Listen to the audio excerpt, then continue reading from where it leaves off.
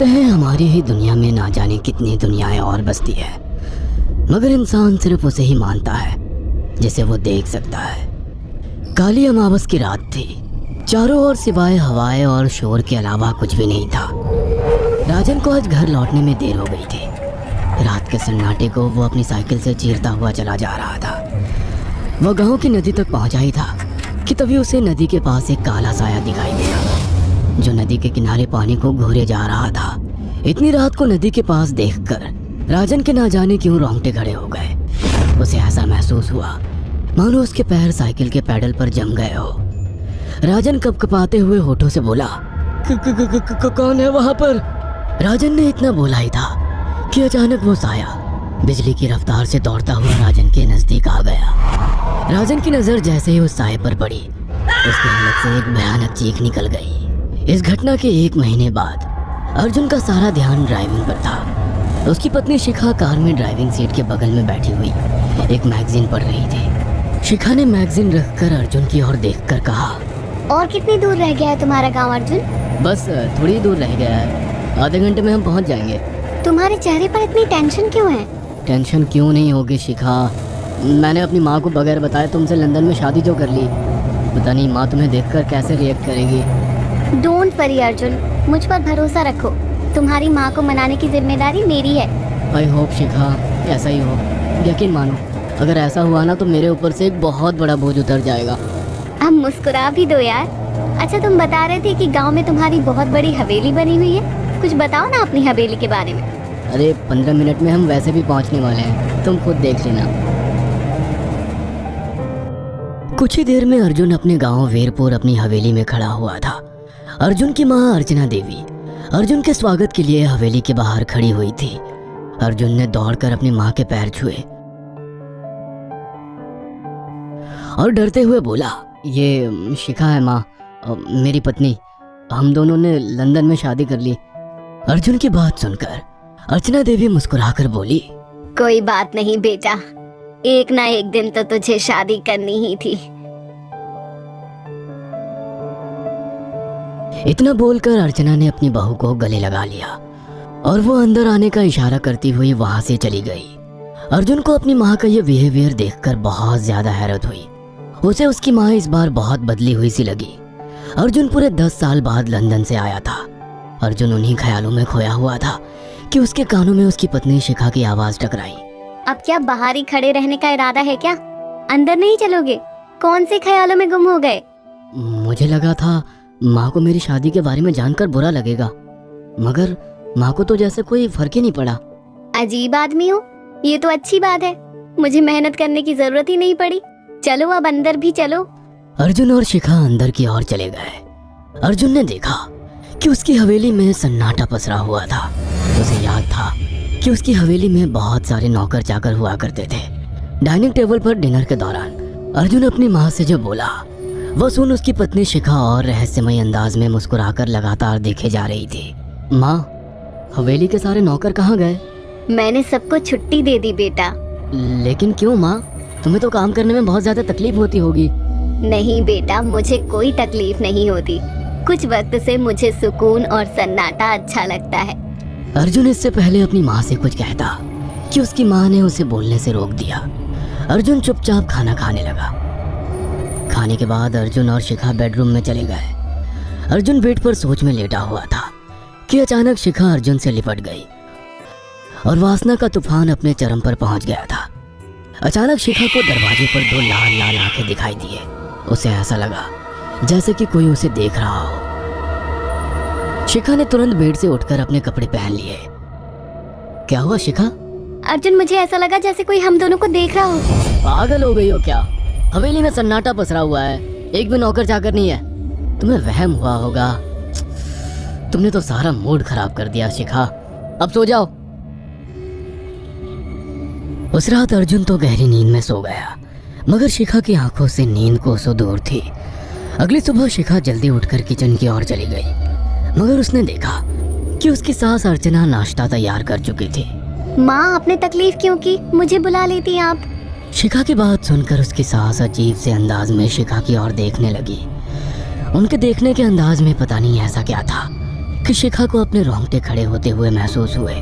अर्चना धीरे धीरे करीब कदमों से शिखा के करीब आकर बोली, कोई बात नहीं बेटी, तुम्हें अब यहीं रहना है। तुम सिर्फ मेरे बेटे के साथ प्यार से रहो और जल्दी से मुझे एक पोता दे दो। काम की चिंता मत करो, वो सब मैं कर लूंगी। कुछ ही दिनों के बाद अर्चना गर्भवती हो गई। उसे हवेली में रहते हुए 6 महीने से ज्यादा वक्त हो चुका था और इन 6 महीनों में उसने नोट किया कि जब से वो गर्भवती हुई है उसकी सास अचानक से आकर उसके पेट पर हाथ फेरने लगती और अजीब से अंदाज में उसके पेट को घूरने लगती।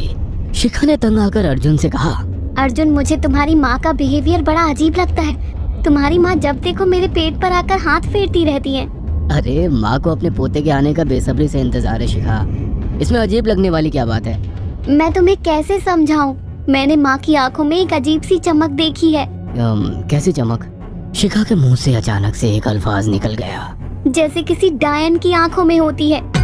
शिखा की बात सुनकर अर्जुन का गुस्सा 7वें आसमान पर पहुंच गया। वो गुस्से से चीखते हुए बोला, खबरदार शिखा, आगे एक शब्द मेरी माँ के खिलाफ मत निकालना, नहीं तो मुझसे बुरा कोई नहीं होगा। तुम्हें शर्म आनी चाहिए शिखा। जब से तुम यहाँ पर आई हो तब से मेरी माँ तुम्हारी कितनी चिंता करती है। वह तुम्हें समय से खुद नाश्ता बनाकर देती है, खाना देती है, यहाँ तक कि हवेली की साफ सफाई भी वो अकेली करती है। क्या बोलूं अब तुमसे, शर्म आती है मुझे तुम्हें अपनी पत्नी कहते हुए।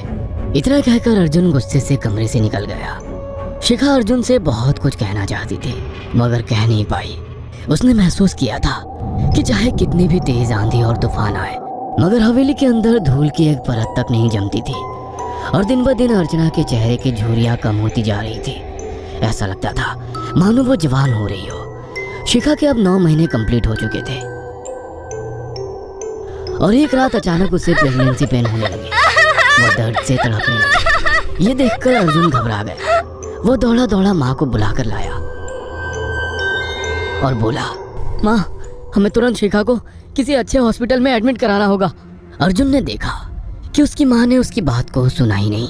वो तो बस शिखा के गर्भ की ओर आंखें फाड़ फाड़ कर देखी जा रही थी। अर्जुन एक बार चिल्लाकर कहा, माँ, हमें शिखा को इसी वक्त हॉस्पिटल में एडमिट कराना होगा। नहीं, शिखा की डिलीवरी हॉस्पिटल में नहीं, इसी हवेली में होगी। लेकिन इस हवेली में आपके और मेरे अलावा कोई नहीं है। तभी शिखा दर्द से तड़पने लगी। अर्चना ने अपने बेटे को धक्के देकर कमरे से बाहर निकाल दिया और दरवाजा बंद कर लिया।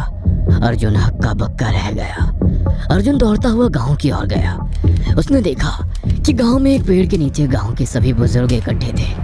उनके हाथों में जलती हुई मशालें थीं। अर्जुन उनके पास पहुंच गया और बोला, मेरी मदद कीजिए, मेरी बीवी को प्रेगनेंसी दर्द हो रहे हैं। आप प्लीज किसी दाई को बुला लीजिए, जितना पैसा चाहिए देने को मैं तैयार हूँ। तभी उसके कानों में गांव के सरपंच की आवाज टकराई, बेवकूफ लड़के, तू अपनी बीवी को एक डायन के यहाँ पर मरने के लिए छोड़ आया। क्या कहना चाहते हैं आप जानते हैं आप क्या कह रहे हैं? वही जो तू सुन रहा है। तेरी माँ एक डायन है। इन गांव वालों के हाथों में जो मशाले देख रहा है ना, हम तेरी ही हवेली में आग लगाने जा रहे थे। तेरी माँ ने इस गांव में ना जाने कितने नौजवानों को मार कर खाया है। तेरी माँ एक डायन है। लगता है आपका दिमाग खराब हो गया है। आप जानते भी हैं मैं कौन हूँ? हाँ, मैं जानता हूँ। तू ठाकुर धीरेन्द्र प्रताप का बेटा है। तेरे पिता को शक हो गया था कि तेरी माँ एक डायन है, इसीलिए उन्होंने तुझे हमेशा उससे दूर रखा। पहले तेरी माँ ने तेरे पिता को मारा और धीरे धीरे करके वह हवेली के सारे नौकरों को मार कर खा गई और फिर गांव वालों को भी मारने लगी। और अब तो तेरे होने वाले बच्चे को खाएगी, क्योंकि डायन को नवजात शिशु का मांस खाना बहुत पसंद होता है। अगर मेरी बात पर यकीन नहीं है तो चलकर मेरे साथ तो खुद अपनी आंखों से देख ले। इतना कहकर सरपंच अर्जुन को लेकर हवेली की ओर चल पड़ा। उसके पीछे कई लोग थे जो जलती मशाले पकड़े हुए थे। हवेली के अंदर घुसकर उन्होंने उस कमरे के दरवाजे को तोड़ दिया जहाँ पर शिखा थी।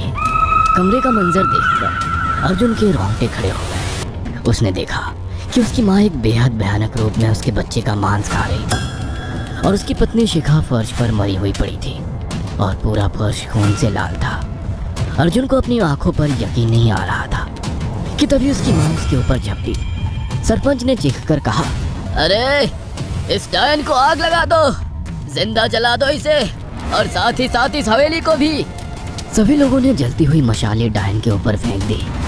देखते ही देखते डायन दर्द से चीखने और चिल्लाने लगी। और कुछ ही देर में वो जलकर राख हो गई। हवेली में आग लगते ही सभी लोग अर्जुन को खींचकर बाहर ले आए। अगले दिन अर्जुन अपनी पत्नी की यादें साथ लेकर आंखों में आंसू लिए दोबारा लंदन वापस चला गया। अगर आपको हमारी ये कहानी पसंद आई हो तो इसे लाइक और शेयर करना ना भूलें।